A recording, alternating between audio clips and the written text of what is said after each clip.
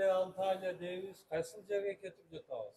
Xudo xolasa hurmatli jamoat, mana biz bugun fasad ishlarni oldik Antalyaga. Mana Ruslan boshchiligida. Assalomu alaykum. Mana Muxtor Alini ham qo'shib oldik. Yaxshi odam. Ha, ya Belek. Xudo xolasa yo'lga chiqdik. Hozir Manas aeroportidamiz.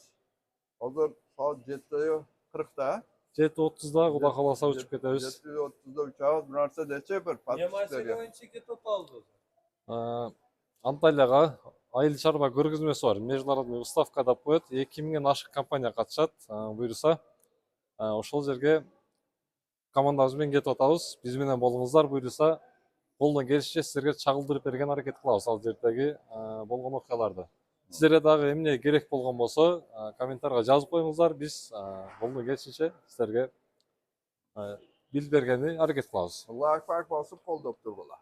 Eng qiziq bo'lib жатқан ma'lumotlar sizlarga emne qiziq bo'lsa yozingizlar, ko'rgani, aytgani, ma'lumot bergani harakat qilamiz. Ооба, 18 числодан 22-сине чейин Анталияда чоң көргөзмө болот.